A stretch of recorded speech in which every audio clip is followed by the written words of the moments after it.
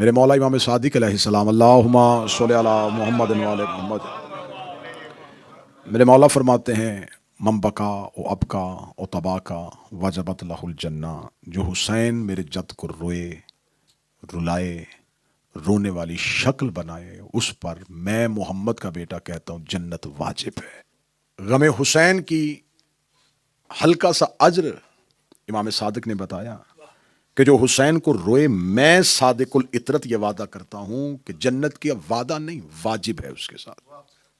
میرے مولا سے پوچھا گیا میرے مالک، کائنات میں اللہ نے مذہب اسلام کی جتنی عبادات رکھی ہیں، وہ نماز ہو، وہ روزہ ہو، وہ زکوٰۃ ہو، وہ حج ہو، کسی عبادت کا یہ اجر نہیں جو حسین کو رونے کا اجر ہے۔ نماز پہلے پڑھی جاتی ہے، خدا کہتا قیامت والے دن دیکھوں گا قبول کرنی ہے یا نہیں کرنی۔ روزہ زندگی میں رکھواتا ہے، فیصلہ قیامت والے دن کرے گا۔ حج دنیا میں کرواتا ہے، قبولیت کا فیصلہ بروز محشر کرے گا۔ ہر عبادت دنیا میں کروائی جاتی ہے، فیصلہ قیامت کے روز ہوگا۔ کیا ہے حسین کا رونا؟ کیا ہے حسین پہ گریا؟ کہ آپ نے اس کا وعدہ کر لیا کہ میں وعدہ کرتا ہوں روئے، رلائے، شکل بھی بنائے تو میں جنت واجب کر دیتا ہوں۔ صادق العطرت نے یوں ہی سائل کا یہ سوال سنا، امام نے فرمایا کاش تمہیں خبر ہوتی حسین کو رونے کی قیمت کیا ہے، تو نے حسین کے گریے کا اجر عبادات کے ساتھ کیسے کیا؟ تجھے نہیں خبر حسین نہ ہوتے نہ نماز ہوتی، نہ روزہ ہوتا، نہ زکوٰۃ ہوتی، اسلام کے جتنے ارکان تو نے گنوائے ہیں ان میں سے ایک بھی نہ ہوتا اگر حسین نہ ہوتا۔ تو میرے مالک پھر آپ یہ کہہ دیجئے کہ حسین علیہ السلام نے اسلام بچایا، حسین نے دین بچایا، تو حسین یہ قدر پا گیا۔ آپ تو عزادار کی بات کر رہے ہیں۔ اب میں آج کی پہلی شب میں آپ کو آپ کے آنسو کی قیمت بتانے لگا ہوں صادق العطرت کی زبان سے۔ اس نے کہا آپ نے کہا ہے کہ غم حسین، آپ نے یہ تو نہیں کہا کہ حسین کی قربانی نماز سے افضل، حسین کی قربانی روزے سے افضل، آپ نے کہا حسین کو رونے والے پہ جنت واجب، تو ایک عام عزادار کو جنت صرف آنسو پہ کیوں دے رہا ہے؟ فرمایا پورے اسلام میں کچھ بھی نہ ہوتا اگر حسین نہ ہوتے، اور اگر عزادار کی آنکھ میں آنسو نہ ہوتا تو کربلا کی تشہیر نہ ہوتی۔ پورا اسلام اللہ نے بند کیا کربلا میں، کربلا بند کی ہے عزادار کے آنسو میں۔ پھر لفظ سنیے گا، پورا اسلام کربلا میں، پوری کی پوری کربلا حسین کے آنسو میں۔ اس کا مولا غم حسین پہ رونے کے لیے کیا شرط ہے؟ کیونکہ انسان مرضی سے رو نہیں سکتا، ہر عبادت مرضی سے ہوتی ہے، رونا مرضی سے نہیں۔ روتا تو انسان تب ہے جب تکلیف ہوتی ہے، اور آنسو کی بھی دو قسمیں ہوتی ہیں، ایک خوشی کا آنسو ہوتا ہے، ایک غم کا آنسو ہوتا ہے۔ مولا امیر المومنین کی بارگاہ میں بیٹھے ہوئے جناب سلمان کی آنکھیں آنسوؤں سے جھلک رہی تھی۔ ایک شخص نے کہا مولا سلمان کیوں رو رہا ہے؟ فرمایا میرے فضائل سن کے خوشی سے رو رہا ہے۔ اور پھر وہیں پہ میرے مولا امیر المومنین نے ایک معیار دیا تھا، مولا فرماتے ہیں اگر دیکھنا ہو آنسو خوشی کا ہے یا غم کا ہے، آنسو آنکھ سے نکلے اس کو الٹی ہتھیلی پہ رکھو، اگر تو آنسو ٹھنڈا ہوا تو خوشی کا ہے، گرم ہوا تو غم کا ہے۔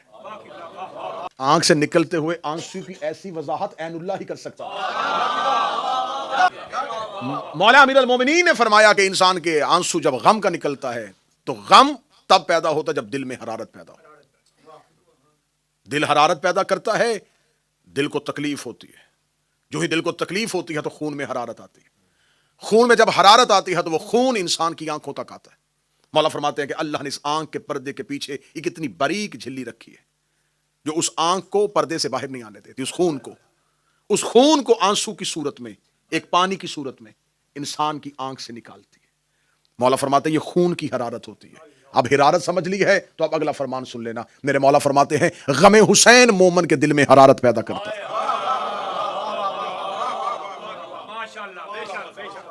حسین کا غم مومن کے دل پہ حرارت پیدا کرتا ہے۔ کوئی آپ کسی کو بازار سے بلائے نا کہ آئیں تھوڑی دیر بیٹھیں، روئیں، کبھی بھی نہیں روئے گا۔ آپ کسی کو پوری رات کربلا سنائیں، مرضی سے رو نہیں سکتا۔ مومن کا دل صرف نام حسین کی نون ختم ہونے کا انتظار کرتا ہے اور آنکھ سے آنسو نکل آتا ہے۔ امام سے پوچھا گیا مولا حسین کو رونے کے لیے کیا چاہیے؟ امام نے فرمایا صرف رونے کے لیے ایک چیز چاہیے، شجرہ شریف ہونا چاہیے، تاکہ تمہیں حسین کی غربت کا اندازہ ہو سکے۔ میرے مالک یہ کون روتے ہیں؟ فرمایا علی کے شیعہ۔ مولا یہ علی کے شیعہ کیسا بنتا ہے؟ فرمایا علی کا شیعہ مرضی سے نہیں بنتا، اللہ بنا چکا ہے۔ آج کی ابتدائی مجلس ہے تو میں اس لیے تمہیدی چند کلمات ادا کر رہا ہوں، ورنہ علماء قدیم میں ہمارے مقدمین میں یہ طریقہ کار ہوتا تھا کہ وہ شب کی مجلس، چاند کی مجلس صرف غم کی پڑھتے تھے تاکہ غم سے ابتدا ہو سکے. تو میں اس لیے فضائل کو اسی انداز میں پڑھ رہا ہوں کہ آنکھیں بہتی بھی رہیں اور فضائل بھی ہوتے رہیں. مولا حسین کو کون رہے گا؟ متوجہ ہے صاحب؟ مولا حسین کو کون روئے گا؟ فرمایا علی کا شیعہ. مولا علی کا شیعہ کسے کہتے ہیں؟ علی کا گروہ جو علی کا ساتھ ہے. فرمایا نہیں. مولا شیعہ کیسے بنتا ہے؟ امام فرمایا بنتا نہیں، اللہ بنا چکا ہے. میں پھر لفظ کہنے لگا ہوں اپنے نوجوان بچوں کے لیے، شیعہ دنیا میں آ کے نہیں بنتا. مولا کیسے؟ کتاب کا حوالہ حیات القلوب علامہ مجلسی، کتاب کا حوالہ بہار الانوار علامہ مجلسی، کتاب کا حوالہ کامل الزیارات غیبت الصغریٰ کے دور میں لکھی ہوئی کتاب. امام نے فرمایا خلقو شیعتنا من فاضل طینتنا، ہمارے شیعہ ہماری بچی ہوئی طینت سے خلق ہوئے.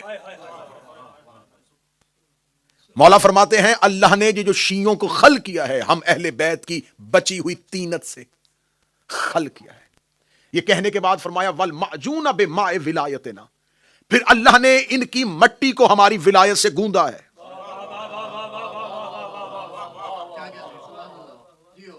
ان کو خلق کیا تھا ہماری بچی ہوئی طینت سے، ان کی مٹی کو گوندا ہے ہماری ولایت کے پانی سے. گوندنے کا، جب بھی آپ گوندنے کی بات کریں گے تو پہلا ذہن میں آئے گا کہ آٹا گوندا جاتا ہے. آٹا ایک علیحدہ شکل میں ہوتا ہے، اس میں پانی ملایا جاتا ہے، پانی ملانے کے بعد اس کو آپس میں گوند دیا جاتا ہے. گوندنے کے بعد اگر کوئی کہے اس میں آٹا علیحدہ کرو، پانی علیحدہ کرو، ابتدائی مجلس سے تھوڑا بولیے گا آٹا علیحدہ کرو، پانی علیحدہ کرو، کوئی کہے گا ناممکن ہے. اب چاہے کوئی بھی سائنس اور ٹیکنالوجی آ جائے اس کو علیحدہ نہیں کر سکتی، کیونکہ اس کو آپس میں گوند دیا گیا ہے. معصوم فرماتے ہم نے اپنے شیعوں کی خلقت میں اپنی ولایت کا پانی شامل کیا ہے. یہ کر سکتے ہیں، علی گڑھ ولی اللہ نہیں چھوڑ سکتے.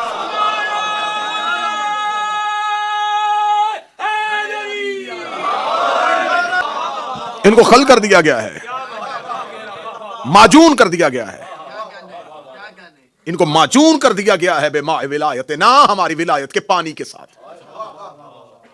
اب ان کے دلوں سے ہماری ولایت کوئی نہیں نکال سکتا. یہ ہمارے اس ولایت کے پانی کی وجہ سے علی کی محبت نہیں چھوڑتے. مولا یہ حسین کی محبت میں کیوں روتے ہیں؟ فرمایا کربلا کی مٹی ان کے خمیر میں ڈال دی گئی. خاک کربلا کا تعلق فقط اس زمین سے نہیں ہے. کربلا حسین کے لیے عرش سے اتاری گئی تھی.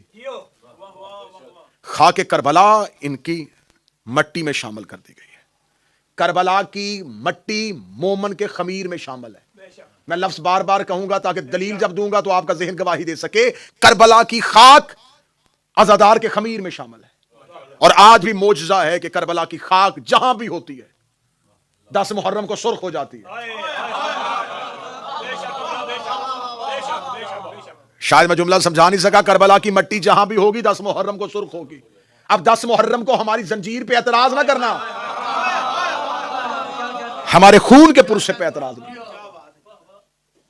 اور یہ بات بھی میں کہوں کہ صرف مجلس حسین میں آنا عبادت نہیں. بعض احباب یہ سمجھتے کیونکہ جدید دور ہے نا، بندے کہتے ہیں مجلس میں چلے گئے تو بس عبادت ہو گئی. میں پھر امام صادق کا فرمان پڑھنے لگا. میرے مولا نے کہا صرف مجلس حسین میں نہ بیٹھا کرو، حسین کا ماتم بھی کیا کرو. اب امام کا فرمان پڑھنے لگا ہوں، فرمان معصوم پڑھنے لگا ہوں، اور کتنا خوبصورت امام نے تمثیل دی ہے. مولا فرماتے ہیں مجلس حسین کے بعد ماتم ایسے ہی ہے جیسے نماز کے بعد زہرا کی تسبیح.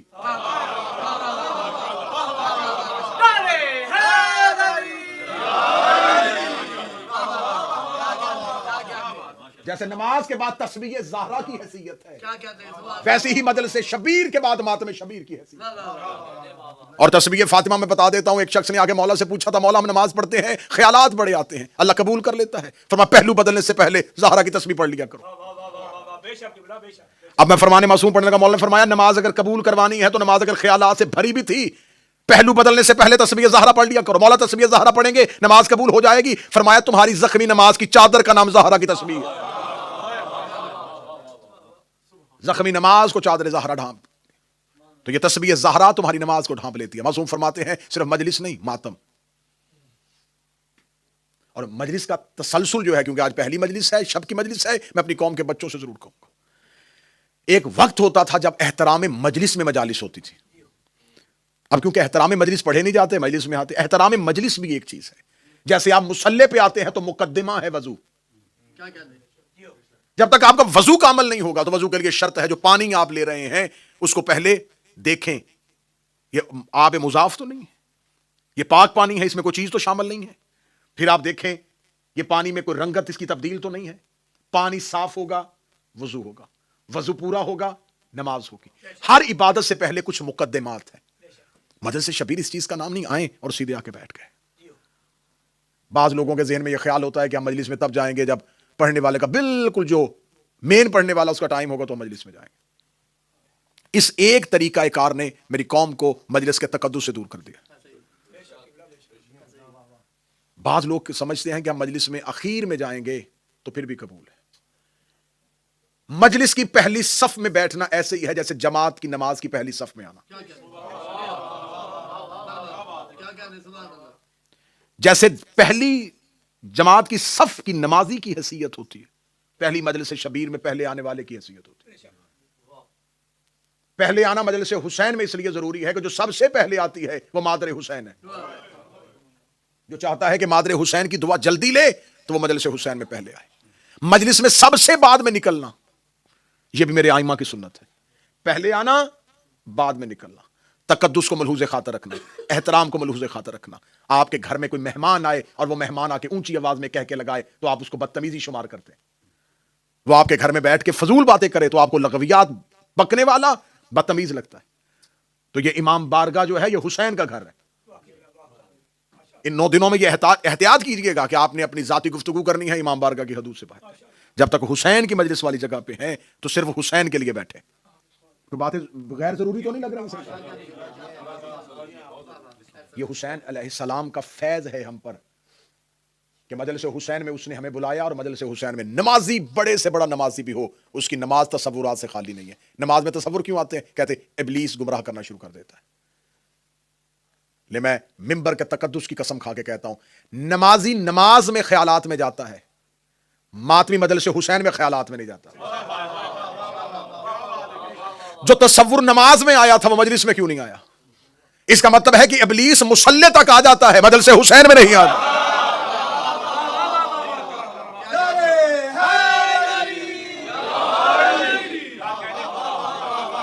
وہ مصلی تک پہنچ گیا، اس کی رسائی نمازی کے مصلی تک ہے، حسین کی مجلس میں نہیں. مجلس حسین حصار ہے عباس کا. چلے میں جملہ آ گیا کیونکہ علم کشائی کی مجلس ہے تو انشاءاللہ جب مجالس میں ہوں گے تو پھر حضرت عباس کے تذکرے میں تفصیلی حضرت عباس کا تذکرہ کروں گا. میرے مولا سرکار باب الحوائج ابو الفضل العباس شب عاشور 9 لاکھ نے سوچا کہ ہم حسین پہ رات کو حملہ کر دیں. شب عاشور فوجی اشقیاء سے یہ بات آئی کہ ہم حسین پہ رات کی تاریکی پہ حملہ کر دیں. خیام حسینی سے اکیلے عباس چلے. حضرت عباس گئے اور حضرت عباس نے جا کے اس سے پہلے 7 محرم فوجی اشقیاء کا دعویٰ تھا کہ ہم حسین کے خیام پہ حملہ کریں گے. 7 محرم کا عباس پڑھوں پھر شب عاشور کا عباس سن لینا. حضرت عباس جب پہنچے تو فرات کے گھاٹ پہ، کتابیں کہتی ہیں فرات کے گھاٹ پہ اس وقت 30,000 یزیدی لشکر جو تھا وہ فرات کی گھاٹ پہ قبضہ کر گیا. حضرت عباس اکیلے آئے. 30,000 نے فرات کا گھاٹ قبضہ کیا ہوا اور ارادہ کیا تھا؟ حسین پر حملہ کرنا. حضرت باب الحوائج ابو الفضل العباس آئے اور اپنے گھوڑے سے اپنے نیزے کو زمین پہ رکھا، اپنے نیزے کی انی کے ساتھ کربلا کی ریتی پہ خط کھینچا. خط کھینچ کے عباس کہنے لگے حسین تک جانا تو بہت دور کی بات ہے، ہمت ہے تو اس خط کو پار کر کے دکھا.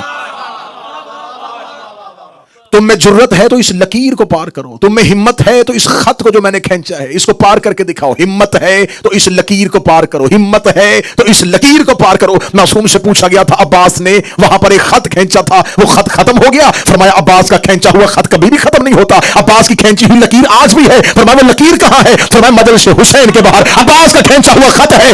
دشمن آنا بھی چاہے تو نہیں آ سکتا. اب منتیں نہ کیا کرو کہ ماتم میں آ جاؤ، مجلس میں آ جاؤ. جسے عباس روک لے اسے کوئی نہیں بلا سکتا.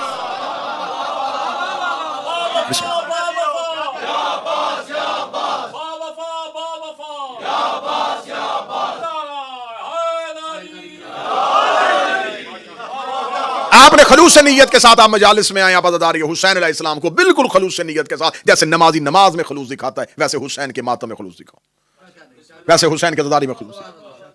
ایک دور ہوتا تھا گلی محلے میں بحثیں ہوتی تھی، اب اس سے زیادہ خطرناک دور یہ ہے اب ہے سوشل میڈیا پہ بحثیں. اعتراض کرنے والے کا چہرہ بھی نظر نہیں آتا، اور جہاں چہرہ نظر نہ ہو وہاں آنکھوں کی دید اور شرم بھی ختم ہوتی ہے. 200-250 سوالات کم از کم ایسا ہے جو دشمن تیار کر کے بیٹھا ہوتا ہے محرم سے پہلے. جو ہی محرم کی آمد آتی ہے میری قوم کا بچہ کوئی پوسٹ لگاتا ہے, کوئی اسٹیٹس لگاتا ہے, نہیں کالے کپڑے قرآن میں کہاں ہے, ماتم قرآن میں کہاں لکھا ہے, زنجیر قرآن میں کہاں لکھی. میں اپنی قوم کے بچوں کو آج ہی جواب دے دیتا ہوں. جو یہ پوچھنا قرآن میں کہاں لکھا ہے, اس سے پوچھو کہ کیا آپ سب کچھ وہی کرتے ہیں جو قرآن میں لکھا ہے. اگر آپ سب کچھ وہی کرتے ہیں جو قرآن میں لکھا ہے تو آپ بتائیں مذہب جعفریہ کے علاوہ 4 آئمہ ہیں, ان چاروں کے نام قرآن میں کہاں ہیں؟ ان چاروں کی فقہ قرآن میں کہاں ہے؟ 57 اسلامی ملک ہیں, ان کے نام قرآن میں کہاں ہیں؟ ان کے اندر جو قانون پاس ہے وہ آئین کہاں ہے؟ جو آج اسلامی نظام قائم ہے وہ نظام قرآن میں کہاں ہے؟ چھوڑ دو دنیا داری کی باتیں, نماز کی رکعتیں قرآن میں کہاں ہیں؟ رکوع میں کتنی دیر رکنا یہ قرآن میں کہاں ہے؟ سجدے میں قرآن کا حکم کہاں ہے؟ زکوٰۃ کتنی بھیڑ پہ, کتنی بکریوں پہ, کتنی سونے پہ, چاندی پہ قرآن میں کہاں ہے؟ کعبے کے 7 چکر قرآن میں کہاں ہے؟ صفا مروہ کی صحیح قرآن میں کہاں ہے؟ منع میں جانا قرآن میں کہاں ہے؟ عرفات میں رکنا قرآن میں کہاں ہے؟ مزدلفہ میں جانا قرآن میں کہاں ہے؟ اگر یہ ساری چیزیں قرآن میں نہیں ہیں تو پھر کام کیوں کر رہے ہو؟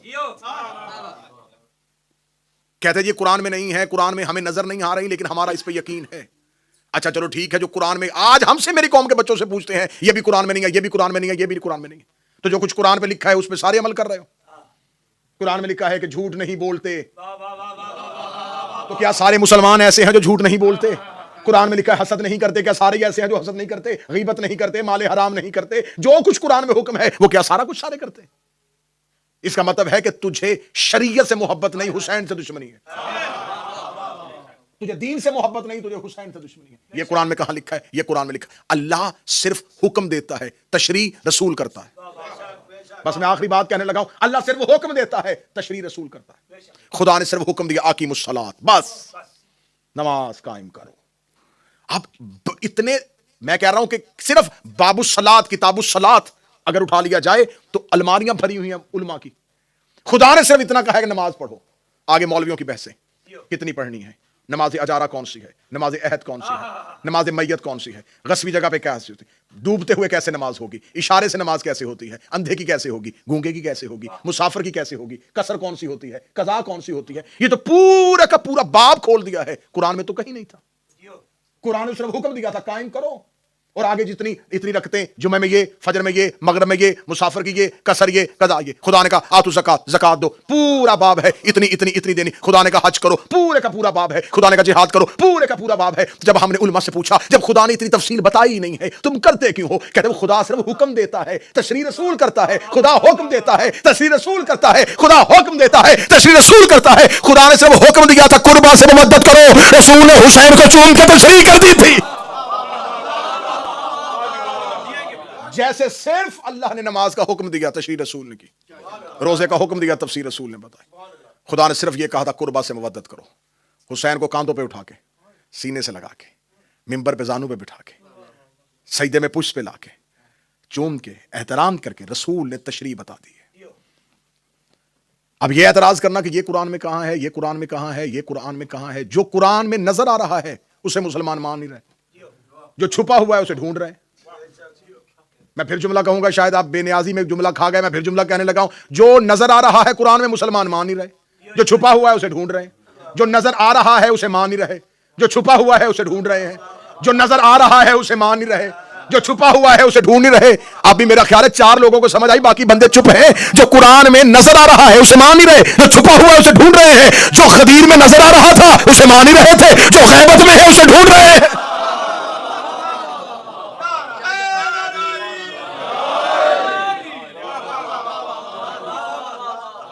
متوجہ ہے صاحبان بات کی بات. غم حسین کا تعلق جو ہے وہ صرف حسین کے عزادار اور مومن کے ساتھ. قلوب میں حرارت پیدا کرنا, دلوں کو ولایت علی دینا, یہ ہے کرم مادر حسین کا.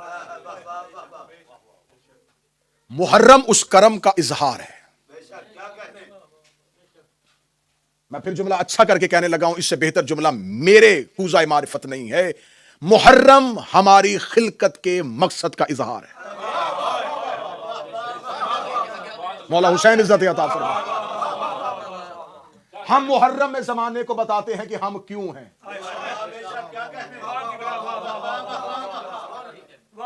ہم عزاداری برپا نہیں کر رہے, عزاداری ہمیں زمانے میں متعارف کروا رہے ہیں.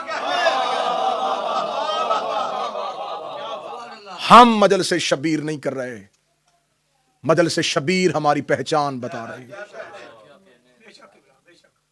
ہم حسینیت کو قائم نہیں کیے ہوئے، حسینیت ہمیں بچائے ہوئے.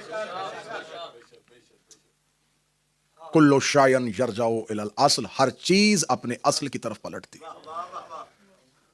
یہ قانون ہے، یہ لا ہے کہ ہر چیز اپنے اصل کی طرف پلٹے گی. آپ مٹی کا ڈھیلا اٹھائیں، ہوا میں اڑائیں، وہ نیچے آئے گا کیونکہ اس کا مرکز نیچے ہے.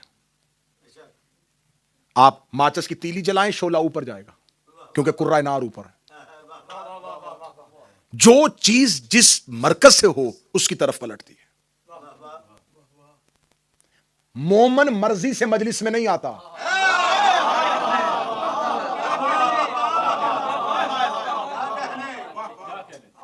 آپ ان 10 دنوں میں آزما کے دیکھ لیجئے گا، آزمائیے گا ان 10 دنوں میں اس چیز کو آزما کے دیکھ لیجئے گا. مجلس کا وقت ہوگا، آپ کے اس سے پہلے ایک بے چینی، ضروری امور جلدی جلدی نپٹا رہے ہوں گے.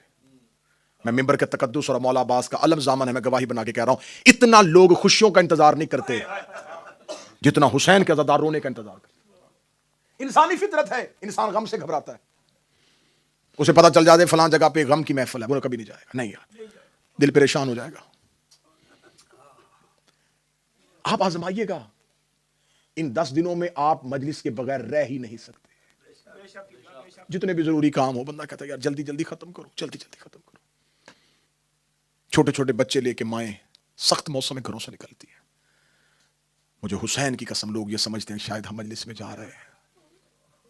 حسین کی ماں دروازے پہ کھڑی ہو کے تمہیں آواز دے رہے، تمہیں بلایا جاتا ہے. حسین کی ماں نام لے لے کے بلاتی ہے. مجلس سے ایک رات پہلے فرشت بنتی ہے، حسین کا بیٹا اور حسین کی بہن فرشت بناتی ہے. جب مومنین مجلس میں آتے ہیں دروازے پہ سجاد استقبال کرتے ہیں. پلٹ کے آ گئے تھے مدینے، واپس آباد ہو گیا تھا مدینہ.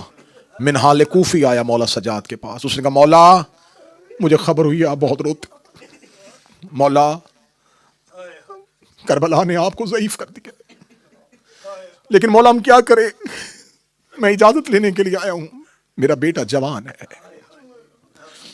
کربلا کے بعد میرا جی نہیں کرتا کہ ہم کوئی خوشی کریں. میں نے جملہ چھپایا تھا، اب اگر تم ہائے کہہ سکو تو میں جملہ بدلتا ہوں. منہال کہتا اکبر کے بعد جی نہیں کرتا کہ بیٹے کی شادی. مولا اکبر و قاسم کے بعد جی نہیں کرتا بیٹوں کی شادی کیا کریں. اے میرا مولا پوچھنے آیا ہوں، اجازت ہے میں بیٹے کی شادی کروں؟ ہاں ہاں منہال یہ واجبات میں سے ہے، منہال جلدی کرو. میرے مولا پھر ایک حسرت ہے، آپ آئیں گے؟ جو منہال نے مولا سجاد سے کہا آپ آئیں گے، سجاد رو کے کہتے ہیں کربلا کے بعد خوشیاں؟ جب سے میرا اکبر گھوڑے کی زین سے گرا مجھے خوشیاں اچھی نہیں لگتی. منہال کہتا مولا پھر ٹھیک ہے میں بیٹے کی شادی نہیں کروں گا مولا جب تک آپ نہیں آئیں گے. مولا سجاد رو کہتے اچھا اگر تیری ضد ہے، تو نے اتنی محبت سے کہا ہے، پھر ایک میری بھی بات مان. مولا حکم فرمایا اپنے بیٹے کی شادی پہ غریب کی مجلس کا اہتمام. میں گھر سے مجلس کے لیے آؤں گا. منہال ہمیں اچھا نہیں لگتا تیرے گھر میں خوشی ہوگی اور وہاں رونا ہو. کیا منہال تیرے گھر کے لوگ مجلس حسین میں رو لیں گے؟ منہال کہتا نسلیں قربان کروں، مولا تیرے غم سے زیادہ اچھا کون سا غم ہے؟ مولا میرے گھر میں مجلس ہوگی مولا حسین کی، ہم روئیں گے حسین کو. یہ کہنا تھا. مولا سجاد اپنی جگہ سے اٹھ کے کھڑے ہوئے، دونوں ہاتھ ماتھے میں رکھتے تیرا بڑا شکریہ، تو میرے بابے کی مجلس کا اہتمام کر رہا ہے. یہ جملہ کہنا تھا. منہال ہاتھ باندھ کے کہتا فرزند زہرا میرا شکریہ کیوں ادا کر رہا ہے مولا؟ یہ احسان نہیں ہے، یہ ہمارا حق بنتا ہے کہ ہم حسین کو روئے. منہال باہر والے دروازے پہ گیا تھا، یہ پردے سے کنیز آئی آگے مولا سجاد سے کہتی عالیہ کہہ رہی منہال سے کہے ایک کنات لگوانا زینب ساتھ آئے. منہال سے کہے پردے کا اہتمام کرنا، میں زینب بھی ساتھ آؤں گی. جب کہا نا میں زینب ساتھ آؤں گی، تڑپ گیا منہال، رو کہتا مولا علی کی بیٹی میرے گھر، علی کی بیٹی میرے گھر. منہال جہاں مجلس ہوگی وہاں ہم جائیں گے. بس عزادار و منہال نے مجلس حسین کا انتظام کیا. لوگ مجلس میں آ کے بیٹھ گئے. منہال بار بار باہر والے دروازے کو دیکھ رہے. مجلس کے آغاز میں تکیے لگا کے بیٹھا تھا. آخر جب مجلس اپنے وسط میں پہنچی, منہال سر جھکا کے کہتا صدیقہ ماں کا بیٹا ہے, وعدہ کیا تھا آؤں گا. اللہ جانے کون سی غلطی ہو گئی ہم سے جو غریبوں کے گھر امام نہیں آیا. منہال یہ کہہ کے اٹھ کے باہر کی طرف گیا تو کوئی شخص ہے جو وہاں بیٹھا ہے جہاں لوگوں نے اپنے جوتے اتارے. منہال ہاتھ پکڑ کے کہتا مسافر آگے جا کے بیٹھ. اتنا جملہ کہنا تھا یا سید الساجدین نے اپنے چہرے سے رومال ہٹایا, رو کے فرمایا منہال جب سے مجلس کا آغاز ہوا میں سجاد آ گیا ہوں, میں ان کا شکریہ ادا کرنے آیا ہوں جو میرے بابے کو رونے کے لیے آئے. غم حسین حسرت ہے, چاند طلوع ہو جائے تو غربت میں دیکھنا, بس چاند کو دیکھ کے ایک ذہن میں بہت لینا یہ چاند کس کس نے کہاں کہاں دیکھا. حسین نے سفر میں دیکھا, زینب نے محمل میں دیکھا, اصغر نے ماں کی گود میں دیکھا, اکبر نے گھوڑے کی زین پہ دیکھا, عباس نے ریت پہ گر کے دیکھا, صغرا نے مدینے میں دیکھا. جو ہی آسمان پہ محرم کا چاند دیکھا میرے مولا حسین سفر میں تھے. جو ہی محرم کا چاند آسمان پہ آیا, آج چاند ڈھونڈنا مشکل ہے, اس دور میں ریگستان صحراؤں کا سفر, دور سے چاند کی حسین کی نظر پڑی. میرے مولا نے اپنی سواری چھوڑی, سواری کو وہیں پہ چھوڑ کے حسین نے سر سے امامہ اتارا.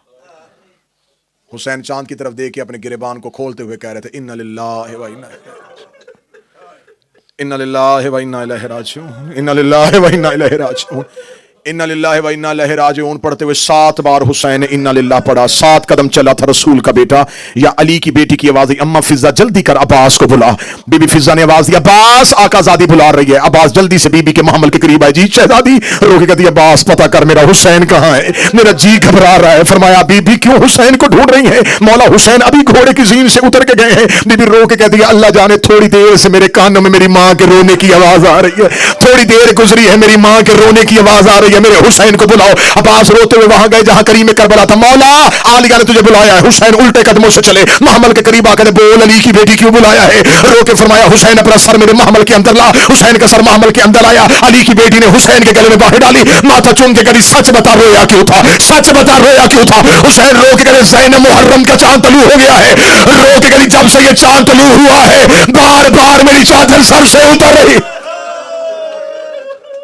حسین کہیں یہ تیرے اجڑنے کا چاند تو نہیں؟ رو کے فرمایا ہاں عالیہ یہی میری شہادت کا چاند ہے.